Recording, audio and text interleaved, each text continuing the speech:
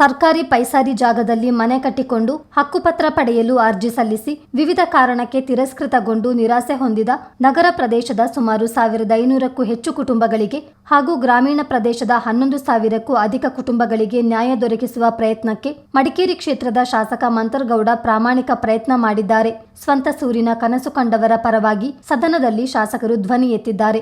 ಮಡಿಕೇರಿ ವಿಧಾನಸಭಾ ಕ್ಷೇತ್ರದಲ್ಲಿ 2015ರಿಂದ 2022ರವರೆಗೆ 94cc ಅಡಿಯಲ್ಲಿ 1500ಕ್ಕೂ ಹೆಚ್ಚು ಜನರು ಮತ್ತು 94C ಅಡಿ 11,000ಕ್ಕೂ ಹೆಚ್ಚು ಜನರು ಸಲ್ಲಿಸಿದ ಅರ್ಜಿಗಳು ತಿರಸ್ಕೃತವಾಗಿದ್ದವು. ಕ್ಷೇತ್ರ ವ್ಯಾಪ್ತಿಯ ಬಹಳಷ್ಟು ಜನರು ನ್ಯಾಯ ಒದಗಿಸುವಂತೆ ಶಾಸಕರಲ್ಲಿ ಮನವಿ ಸಲ್ಲಿಸಿದ್ದರು.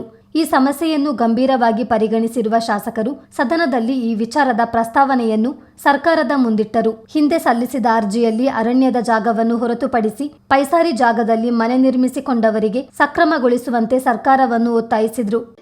ಮಡಿಕೇರಿ ವಿಧಾನಸಭಾ ಕ್ಷೇತ್ರದ ವ್ಯಾಪ್ತಿಯಲ್ಲಿ 94C ಹಾಗೂ 94cc ಅಡಿಲಿ ಸುಮಾರು ಅರ್ಜಿಗಳು ರದ್ದಾಗಿದೆ. ಮಾನ್ಯ ಅಧ್ಯಕ್ಷರೇ, ಆ ಅರ್ಜಿಗಳನ್ನ ಮತ್ತೊಮ್ಮೆ ಹೊಸ ಅರ್ಜಿಗಳು ಹಾಕ್ಲಿಕ್ಕೆ ಅವಕಾಶ ಕೊಡಬೇಕು. ಇಲ್ಲಾಂದ್ರೆ ಇರಂತ ಅರ್ಜಿನ ಇನ್ನೊಂದ್ಸಲಿ ಚೆಕ್ ಮಾಡಿಕೊಂಡು ಅವ್ರಿಗೆ ಸಕ್ರಮ ಮಾಡಿಕೊಳ್ಳಿಕ್ಕೆ ಕಂದಾಯ ಸಚಿವರಿಗೆ ಗಮನ ಸಲ್ಲಿಸಕ್ಕೆ ಇಷ್ಟಪಡ್ತೀವಿ. ಮಾನ್ಯ ಸಭಾಧ್ಯಕ್ಷರೇ, ಕಂದಾಯ ಸಚಿವರ ಪರವಾಗಿ ಅರಣ್ಯ ಸಚಿವರು ಸದನಕ್ಕೆ ಉತ್ತರಿಸಿದ್ರು.